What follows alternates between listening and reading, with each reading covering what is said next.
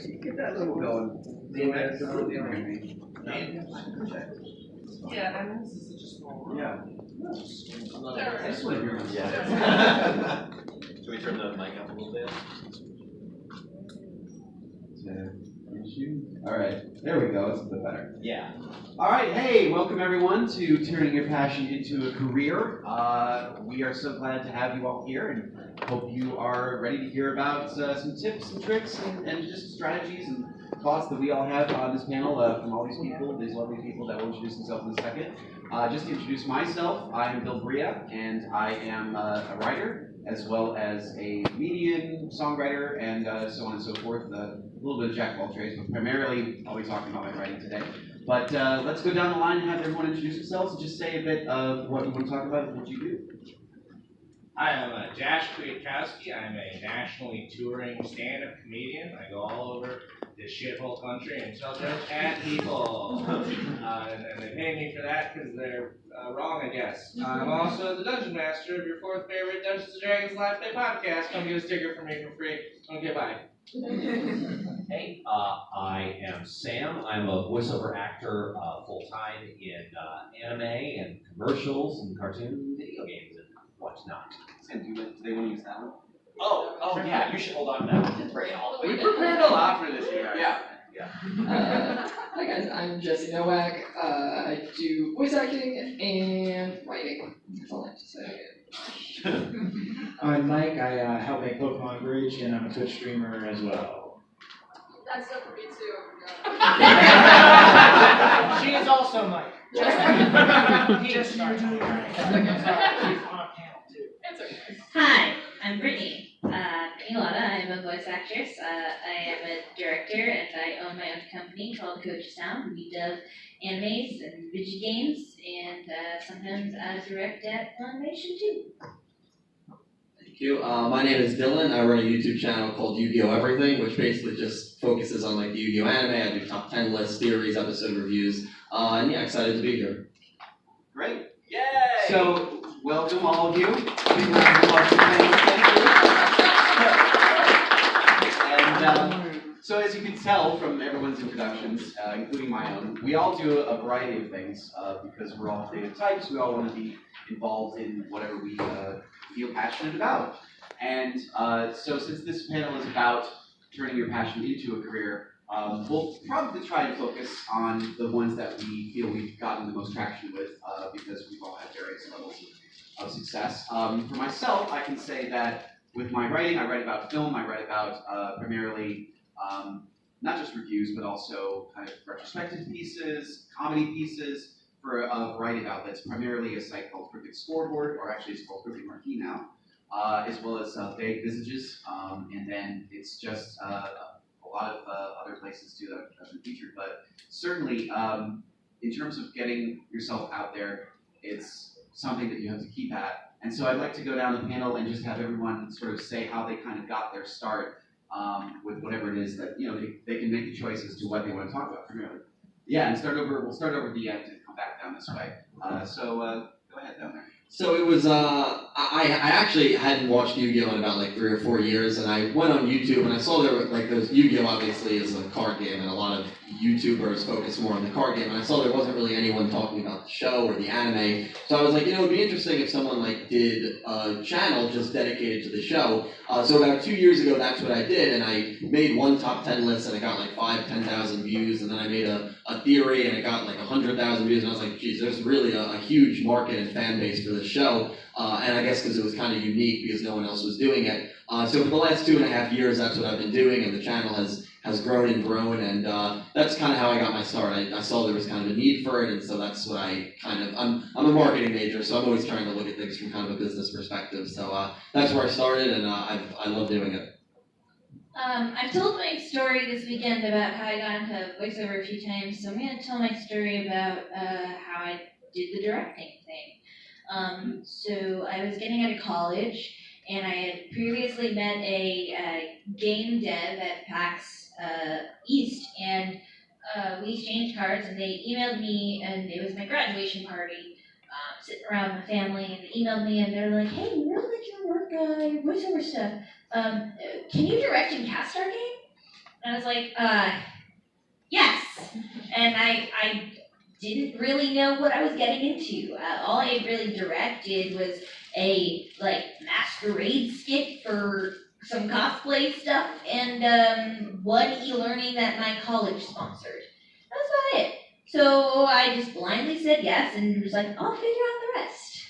And from there I just tried to figure it out. And I got advice from different people who had more directing experience than me, and I just kind of tried my best to, I knew a lot of actors, so I was like, well, at least I know who I can send the casting calls out to, and I'd gotten plenty of casting calls, so I knew how to make sides, and we just did the thing, and the rest of the game dev team was all younger people, so they were all trying to figure out what do we do with $500,000 that's been handed to us to make a game. And we all just figured it out together, and we had about a month of recording, and I had actors from all over the place, and they all had to fly in. Someone from Canada, someone from LA, someone from Texas, and they all flew in, and we did group recording, which never gets done for a game. And I don't know why we decided to go group recording, but we did, and it all worked out. And the game's coming out. It's called Y2K, Postmodern RPG. It's been supposed to come out for like many years now, and finally it is coming out soon because they decided to put it on Nintendo Switch, so it got delayed. But that was my first directing gig, and I came off of that, and I was like, that's awesome. I want to do more directing. So I just pestered the CEO of Media Blasters until he let me direct for him. And then I moved to Texas, and I was like, let me direct here. And after sitting in on some sessions and becoming friends with more directors there, they're like, yeah, I'm sick today. Can you come in and work here? And then after a few months, they gave me a bigger show to work on in a larger capacity, and been continuing to chug away at it. So I direct stuff for our own company called Coach Sound, and we do Media Blaster shows and more video games, and then sometimes get to go into Funimation and make stuff at the Anime Factory. That sounded like a lot of work. I got lucky because I happened to make content on the internet right as Patreon became a thing.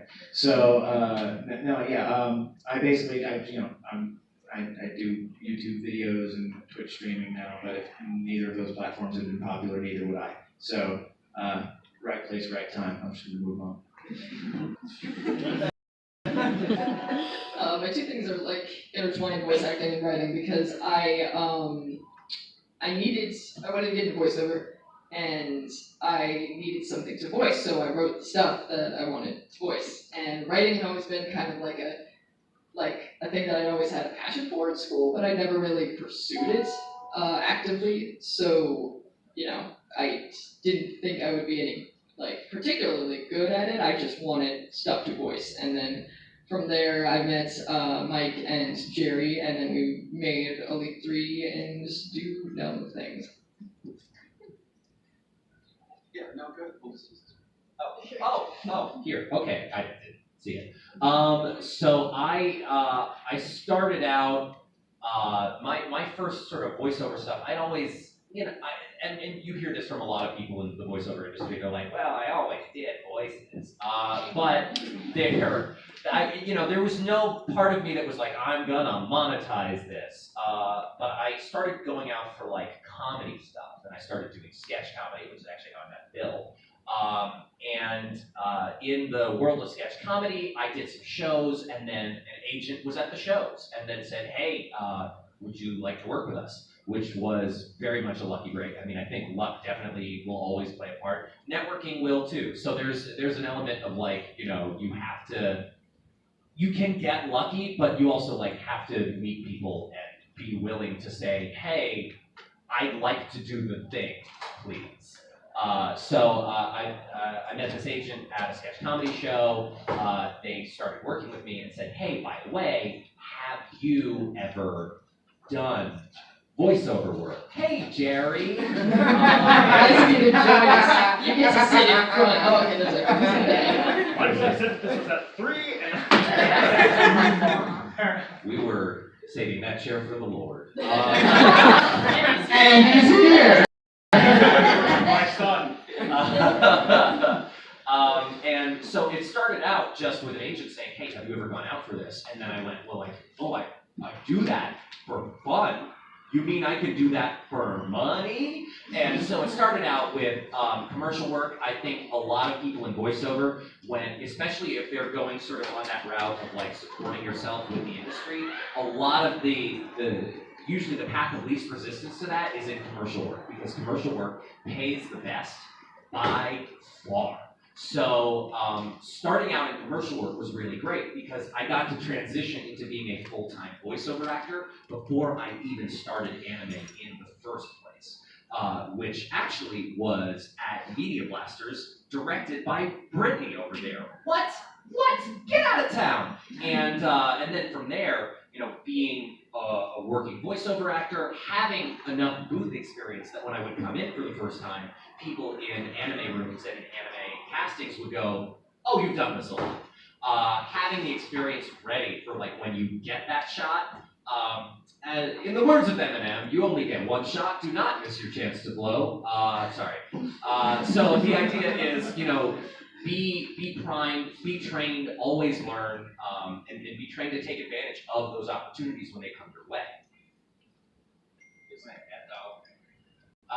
I'm not gonna tell you my stand-up comedy origin story because that's boring and stupid. I was a theater queer and I was like, this is better if only it's me on stage.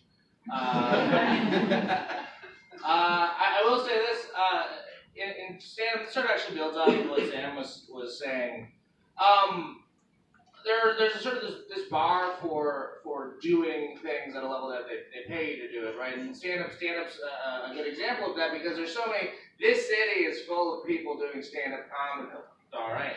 This city is full of. I'll project. This city is full of people doing stand-up comedy for free, and you sort of every art form has these milestones that you can aim for and try to get to that still don't pay you money, or if they do pay you money, it's like $20 or whatever. That's not something that you can live off of.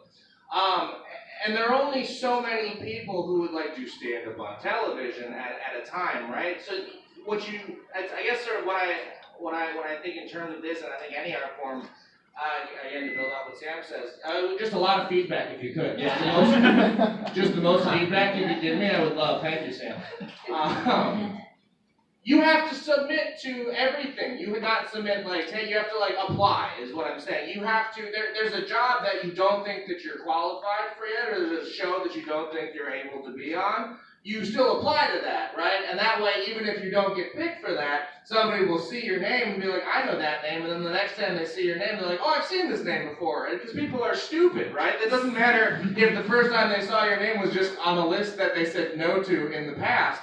You keep applying to things, and that's why, I haven't done stand-up on television, I don't have the credits of a lot of people, but I do work a lot more in comedy than a lot of people who do, because I put my shit out to as many people as I can, and I submit to a lot of different things, and I guess that's my whole thing is, apply to literally everything, and then someone you will trick into saying yes, and then the next one you'd be like, well, that guy said yes. So that's how you work professionally at art. Hey, Bill, here's this thing. Well, let's have a word for an introduction and a word from our new friend down there. Welcome, and please tell us who you are, and then go into how you got your start and why you were late. I was late because of Mike. Well, my name is Jerry. I'm here because YouTube content creator with these two over there, Mike and Jesse. And we're developing, you said Pokemon Bridge, right? Yeah. I co-write and also help voice in Pokemon Bridge. And kind of had an upward spiral into something that was really good. And I didn't know that if a Bridge series could do something to a channel. Make it like that. But yeah, how I got my start was, I was making a stupid video. Just a stupid video of me doing a voice impersonation of a character. And I didn't think of anything of it. It was back in 2009.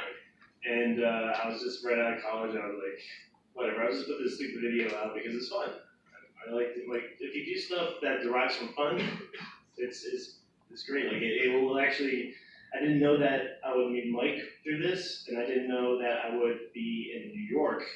So I'm from Pennsylvania, from the middle of crap nowhere. And I I moved in with these two guys, and it was freaking fantastic because of all that stuff. But yeah. Great.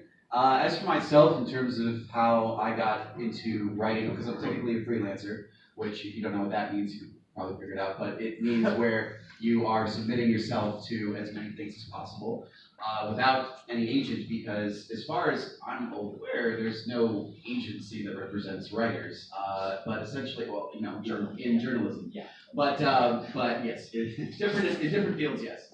But essentially what it means is that you're just always looking for opportunities, you're always looking for, especially on social media, you're looking for whoever's looking for pitches, for writers, for submissions, what have you.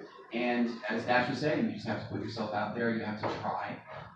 You're gonna get either rejected, and not often. Often you'll just get no response. Yeah. Often you'll just get no indication that they ever received any submission that you sent them, that's the way it goes. But every so often you will get that response, and the response will either be either somewhat positive where it's like, hey, this was great, we can't use this, but, or it'll be, hey, this is great, let's work together, and you're on your way.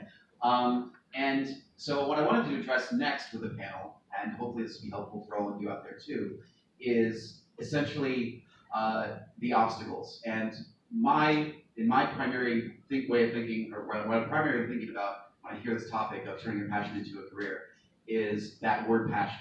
Because quite often, you'll have either yourself or your friends will be shooting the shit one day and you'll be having a great time thinking, oh man, wouldn't it be fun if we got together and made a movie? Wouldn't it be fun if we wrote a screenplay? Wouldn't it be fun if we wrote a song? Whatever that is. Wouldn't it be fun if we made some YouTube videos? Sure, those are all ideas that a lot of people have, whether they're creative or not inherently, because talent, that's another aspect of creativity. And you either have that or you don't, but you can manufacture success. So really what it takes is finding out what your passion is, because as you've seen again on this panel, we're all involved in a lot of different things. We've got our fingers in a lot of pies, so to speak. And there's some that we're more successful at than others, and sometimes it's luck, as they're describing, and sometimes it's just because that's the thing we really love out of everything else.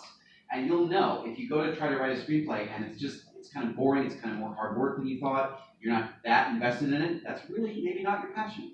But if this other thing, which comes easy to you, more naturally, and it just seems to keep getting more success for you, maybe that is your passion. So what I want to go down the panel, and I want each of our panelists to tell us what they would feel is their biggest obstacle, either in an objective way, what they think the biggest obstacle to success is in general, or more personally, what they think their own obstacles to success is. So let's start at the bottom there.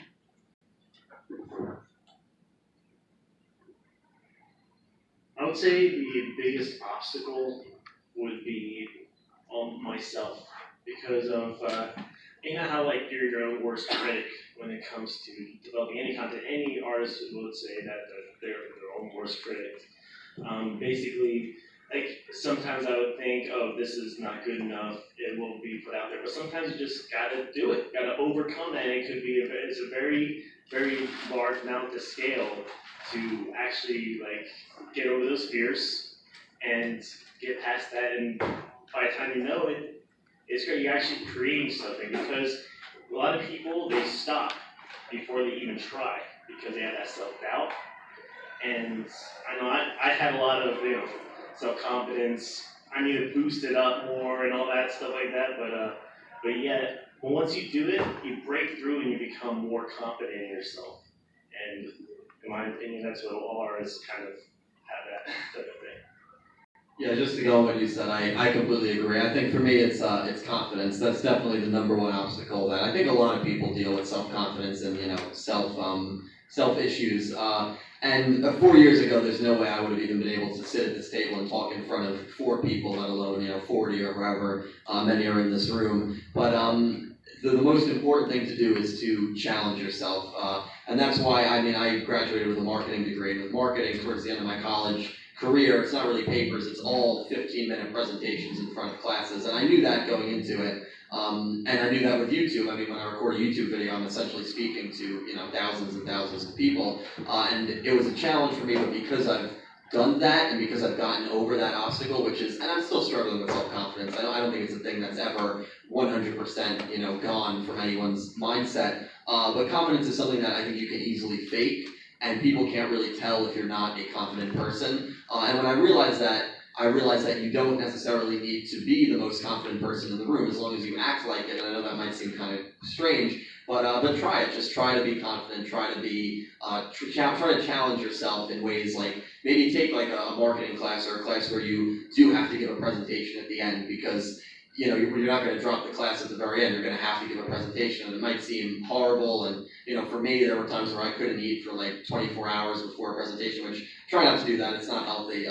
But like that's the anxiety. Like it's not like I would, you know, I wouldn't be hungry. It's just the horrible anxiety I would get. But now I'm kind of past that, and it's something that you know still sometimes bothers me, and I think it bothers a lot of people. But confidence is definitely something that I think everyone can work on, and once you get over that first barrier, it's your life will get a lot easier, and the anxiety will, at least in that sense, will decrease quite a bit. I think one of my biggest hurdles is just the amount of people who see what you're doing and they're like, oh, I want a piece of that, and they try and use you for all your worth and then just dump you out on the side. I've had some bad partnerships or bad like people who I thought were friends who like, you know, they're there for you until they get what they want from you, and then they're like, see ya. I started this trying to direct and trying to create a spot for myself in the industry right out of college, and I graduated college early, so I was like 20, 21, and I was pretty naive still, and I just wanted to like believe the best in everyone because like, you know, I would never do that to someone, why was someone do that to me? So I had gotten digged over a few times and kind of had to learn the hard way, like what sort of strength you need to persevere in this industry, and just like, you know, you might have some friends who are there to build you up, but you also will always have people who aren't actually there for you, and trying to learn how to weed those people out from your life, and fight any anxiety that comes along with that. That was a really hard thing to learn, and I still have a lot of issues with that today. Finding like the trust in other people, and any fears I had from people who had stabbed me in the back previously.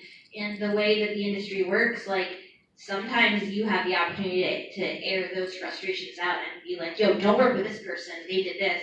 But other times, like, you just have to kind of nod your head and be like, okay, that happened, and we have to move on and be civil and pretend that never happened. And that really stinks. I also deal similarly with that.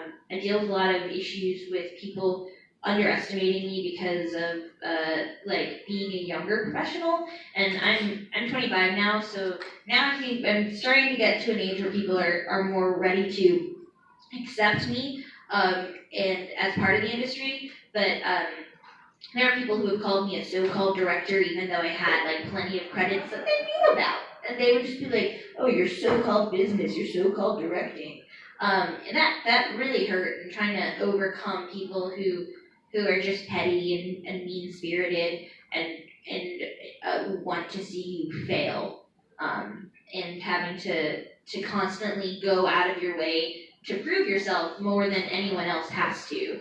And especially being a younger woman in the industry, I feel like I have to work twice as hard to show people, like, I'm capable of doing this, like, I know what I'm doing, I'm really passionate.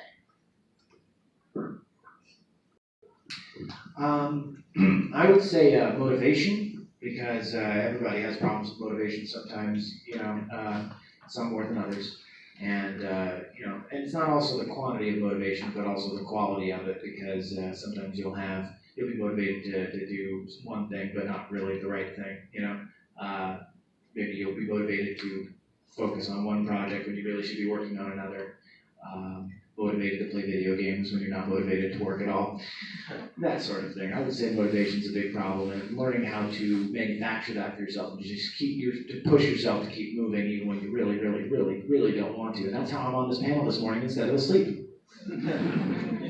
Oh, it's not even morning. It's afternoon, buddy. 2:30. I think my main hurdle right now is something more recent, because I'm a trans guy, and I just came out publicly 2 months ago, and it's something I've struggled with for a while, because as a voice actor, I had to choose between being happy or my career. And that's like, because when you go on testosterone, your voice changes. But it is such a, I was just terrified, because I love voicing women. I don't, I'm just not one, So I want to have my cake and eat it too. I want to be able to voice female characters still, while also having the physical changes that testosterone would do. But, so I was struggling with that for a long time, and Mike has been my best friend for like 9 years. We're closer than any two people can be. I'm sorry, Jerry. I know that sounds like my best friend Mike here. And he said, well, actually, this is kind of this is cool. This is like a strength of yours. You are super unique. This could be like the thing that you're known for, because you are, and it's true, because there have been a handful of prominent trans women voice actresses, but there aren't really any trans man voice actors known in the industry. And if you can make this your own, this could be your thing, Jesse. And I was like, that's a really good point. Pave the way, because I've been approached by a lot of trans men recently saying that thanking me for coming out, they were like, I didn't think I could be an actor, but you inspire me and stuff like that, and that means the world to me. And it is such a recent thing still that I could be on a lower dose and still work with a vocal coach and keep my range, so I still have to look into it and stuff. But that is exciting. It's exciting, but also scary that I'm kind of a guinea pig, that this hasn't been done before. But I don't know how my story goes, which is kind of exciting. Before I was kind of coasting, I was getting roles, but I wasn't really feeling fulfilled, and now I feel fulfilled. I feel like this is something I can do, and I might be able to change something. I don't know.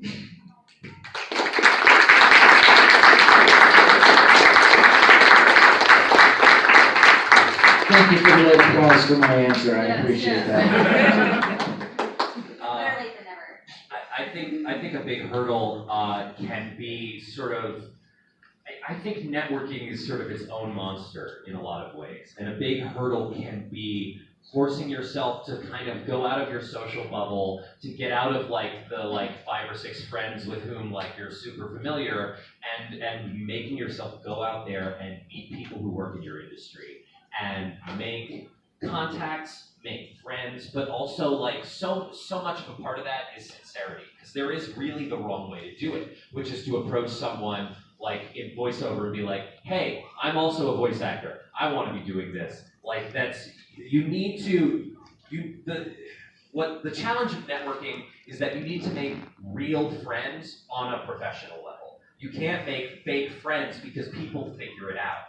Or, in some cases, people figure it out after you've been working together for a long time. And it's a huge betrayal, and it really burns the bridges that you've worked to create. So a big part of it is creating genuine friendships outside of your comfortable circle, with people who are your peers, with people whose work you respect, and as you work harder, with people who respect your work as well. And so much of that is, it's that same challenge of, there is an element of confidence there is an element of social anxiety there, of being able to put yourself out there.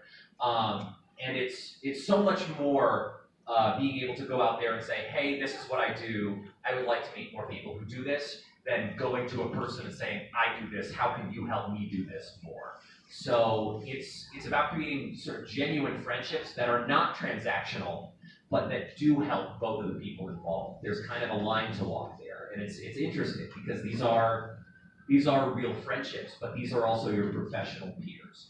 And so what I would say is a challenge, and something that always needs to be worked on, is creating real friendships with professional peers, with people you respect in the industry, with people who hopefully respect your work as well. Sort of two things. I mean, a big thing, especially right now. I feel like this is getting better, but one hurdle is for sure representation on this panel, where I think I'm the only ethnic person and there's only one woman type. I would say sort of a practical thing though, just the thing that you can work on. I would say the biggest enemy of like where you are and where you should be is a concept of where you should be based on the other artists and creators that you know. It's really easy to compare yourself to people that you know or people that you started with or even people who've been working for a shorter time than you who might have gotten a break or gotten something cool. And I say this as someone who finds out my friends are on like BoJack Horseman from watching BoJack Horseman, you know what I mean? You're like, oh, cool, I guess.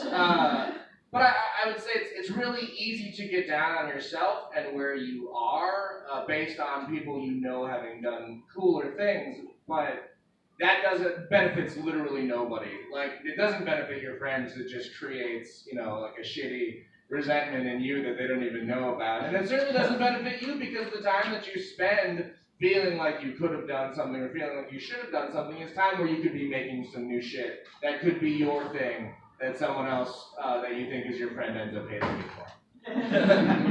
That's a very good point. And I definitely feel that myself. And yeah, there's been a lot of great answers down this panel about the hurdles. So one thing I want to do, and as we go down the panel, let's go this way this time. We'll just go back to Desh. And before we open up to a couple questions and close out things, is one particular either strength that you have, but certainly maybe just one, like if there's a buzzwordy thing that pops in your mind of advice for one objective that you could go after. And for me, the thing that pops out in my mind is research for what my chosen field has been, because a thing that's helped me immensely is finding out if there's a site that I'm interested in writing for, going to that site, reading the writers that write for that site, looking at the writers' social media that write for that site, because it is almost all involving brand. And then you're going to figure yourself out in terms of how you can contribute to that brand, whether you belong to that brand or not, and certainly what their tone is, what their interests are, that sort of thing. And that is a huge strength to have in terms of putting yourself out there to submit, where it's just like as an actor knowing what type you are or what kind of voice you might have as a voice actor. So let's go down and find out from each person what they think is one thing to look at. Yeah, aspiration. Yeah, I mean, I guess for me, it's learning to write longer things. Like, I'm very good at writing short things. I'm okay at writing short things. I could write like a joke or a sketch or something shorter. I would say this is just sort of the follow through of making myself complete longer projects. Because I'll tell you what I've started is 1 million long projects, and I'll tell you what I've finished is 0 of them. So yeah, I guess just the follow through of finishing up something longer that isn't just sort of instant gratification, write a quick thing, and shop that around. I would totally piggyback on what Dash says. I think so much of it is, it's not about the stuff you can start, because anyone can start a project. It's about the stuff you finish. And that's totally where I am too. Yeah, it's louder. So loud that it almost sounds like it's peaking when I talk like this. I think the biggest thing that I could improve on personally is that I am very I don't know how to market myself, so I just don't. I'm very non-confrontational, and I'm introverted. I don't go out of my way. Every time that I'm on a panel and people ask me to introduce myself, I never know how I fumble. Every time, it is always a fumble. I'm always like, oh, I'm just in. I do things like that. That's it, because as someone who was raised as a woman, I wasn't taught to go after things. I was kind of more you kind of sit in the background. I don't ask for raises. I don't ask for I'm kind of more on the subdue side, and I'm trying to build up my confidence. I started kickboxing recently. I'm going to be doing that 2 times a week for a year, because I think I need discipline and I think I need a confidence booster. Because of my anxiety and all the trans stuff, I haven't driven in a long time. I got super anxious about driving, and kickboxing forces me to drive, and it's 15 minutes. So it's not a lot, but 15 minutes there and back, that's 2 hours of driving a week for a year, and I think that's a good goal to have, So I'm trying to push my boundaries a little more, and when you become more confident in your life, you become more confident in the other stuff that you're doing. So I'm finally being proactive about it, so you guys should definitely do that as well if that's something you're looking to do. It's gonna come off as another joke, but it's serious. I actually probably should do more listening and less talking. Here you go, Bria. I genuinely don't shit. If anybody's been in any of my panels, like, look what I'm doing, look what I'm doing. Talking about listening. I think one thing that other people who are looking to get into directing or acting need to hear is that things take time. And it's so easy to scroll through someone's social media or Twitter page and be like, why isn't that me? I want to be them. Like, well, I'm not booking right now. And things take time, and it's all like a matter of like where you are, like the things that Jesse goes out for and things I go out for, things Sam goes out for. They're all going to be different because they're all, we have different local niches, and then we're also in different markets. Because I'm in Texas now, and they're in New York now, and there's some overlap, but there's not all that much. But it's so easy to look at one person's highlight feed of their life and be like, damn, why am I not doing this? And you need to be more self-reflective. That's something that over the past year I've tried to bring for myself is to appreciate what I have, because there's so many great things and opportunities that I get, and it's easy to want more instead of being like, man, I'm in this really cool thing, or I did this awesome thing, or I'm really proud of this that I did. So yeah, don't look for validation from others, or let your jealousy get the best of you, and appreciate what you've done. And another thing is, I see a lot of people chalk up things to, oh, I just got lucky and I did this thing, or like it's all because of my friends, or God gave me this. And it's fine to think any of those things, but don't forget to give yourself a pat on the back too, because if we don't take a moment to be like, man, I worked really hard for this thing and I did it and I'm doing it now, we kind of lose the respect for ourselves and that pride that we can have in ourselves, and that can help make us feel like we need the validation from others because we're not getting that validation from ourselves. For me, it would definitely be living in the now, living in the present. I way too often am thinking like, oh, yeah, I mean, right now I live in New Jersey, and I'm still with my parents. Thankfully, they haven't kicked me out yet. And but New Jersey is crazy expensive, and so I'm always thinking like, oh, maybe I want to leave New Jersey, or maybe I want to, go to a cheaper place to live. And I just have a lot of trouble living and enjoying the people around me in the moment, and I'm always stressing out about the future. Like, who cares, where I am when I'm 30? I'm 23 years old right now. It's not something that I should be thinking about, but it is, and it's on my mind a lot. Like, where is my YouTube channel going to be in a year? Am I still going to be doing YouTube in a year or 2 years? And if I'm not, then what should I be doing? All these questions, and I'm going to blink my eyes, and it's going to be 5 years in the future, and I'm not going to have actually lived my life. About a month ago, I lost someone who was very special to me, and that really put things into perspective that, you can plan out the future with certain people as much as you want, but the reality is that you just never know what life's going to throw at you, and so you need to enjoy the things that you're doing and the people that are around you especially, and just the moments. And so living in the present is definitely something that I need to do way more often and more consistently, and I think it's definitely a good thing to try to do in life. This is going to sound weird, but what I would aspire to do is to be as uncomfortable as I can be. Because if you get out of your comfort zone, and actually if you stay in your comfort zone, you're not going to change, you're not going to get better. I mean, one example of what I did was I was door knocking for like a year and a half. I wouldn't really I didn't see myself doing that. I was like, holy crap, knocking on someone's door and talking to them, and then they're like, not interested, and they just close it right in front of my smiling goofy face, and I'm like, crap, I wouldn't, in a million years I wouldn't picture myself doing that, but I did. And just by doing that, my self-confidence raised. Everything, it's like I burst through a ceiling of shyness and clayness, but basically, just that experience alone kind of opened so many doors for you. And I get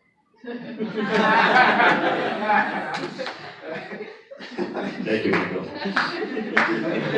I should probably end but we're really also studying your past self And whenever I study past Jerry, I'm like, you know what, past Jerry, don't do that anymore. It's kind of awkward. Like, and then I'm like, okay, future Jerry, take notes from past Jerry. Tell past Jerry, okay, tone down on that, raise that up. Okay, you're doing fine, but not like that. Okay. So basically, if you don't, basically what I'm getting at from that jumble of words is that if you don't learn from yourself, if you don't push your boundaries, then nothing will change, nothing will get better, and that's the absolute thing that I want to focus on. And I believe it's very beneficial for everyone to do that because, I mean, if you stay stagnant, you stay still, then you're not going places.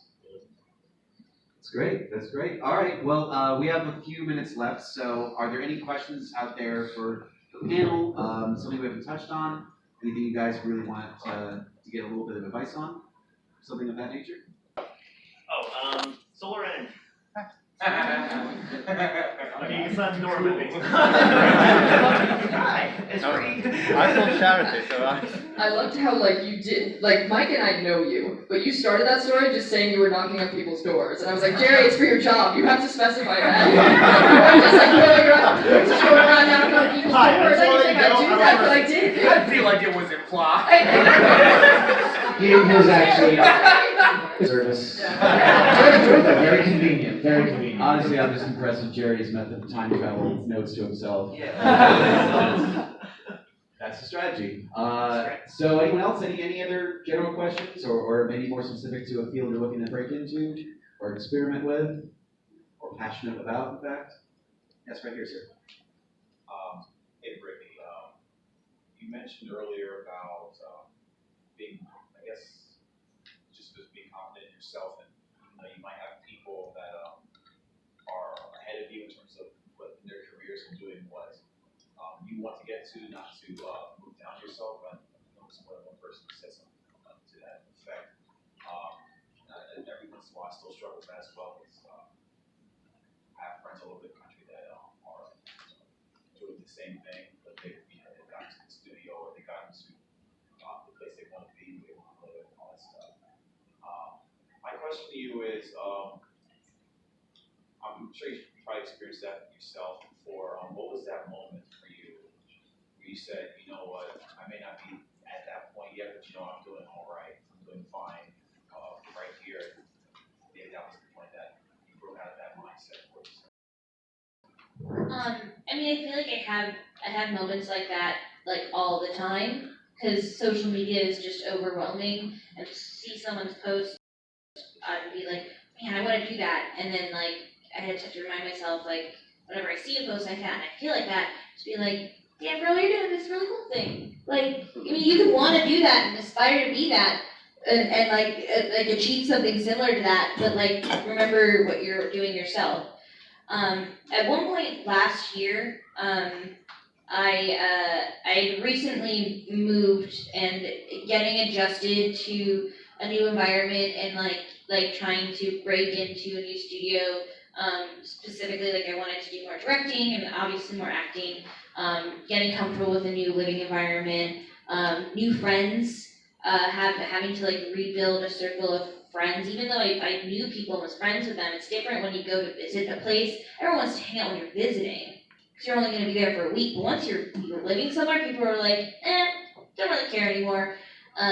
So I was feeling really down around that time, and I remember just getting to a point where it was like, if I feel this way, like, why, like, if, like, looking at certain posts or looking at certain things, like, maybe I shouldn't be seeing them. And it just started, like, muting things that I, like, different, whether it's, like, different Twitter accounts I follow, whether they're people or they're just companies or they're just things that I'm like, you know what, when I feel better and I'm in a better mental headspace, I'll come back and I'll unmute that. But for now, like, I don't need to see those things.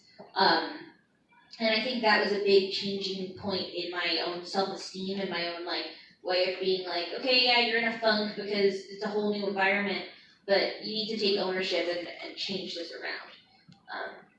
Does that help answer the question? Can I tack something on the end of that too, real quick? Every time a cool, like, opportunity or something presents itself to me, I find myself extremely focused on making sure I try to get that, right? And I get caught up in this, like, I have to succeed in this, I have to lock this down, I have to record the set.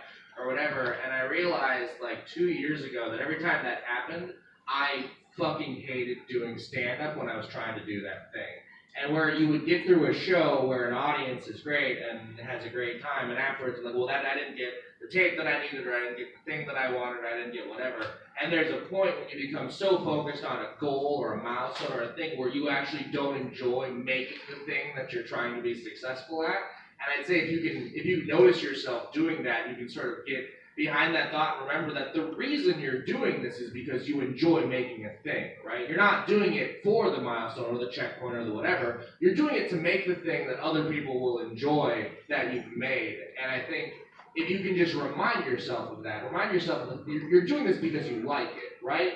All of the success that could come, that can still come, but at the end of the day, you still want to make sure you're enjoying it, and if you find yourself not enjoying it, that you just reset, you know what I mean? Make sure that you don't stop liking the thing that you make.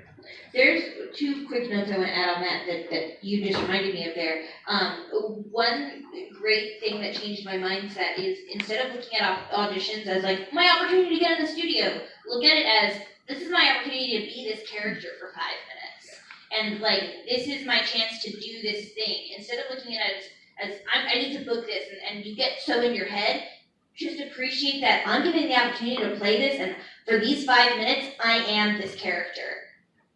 And think of it this way, and it really will change that attitude and might help.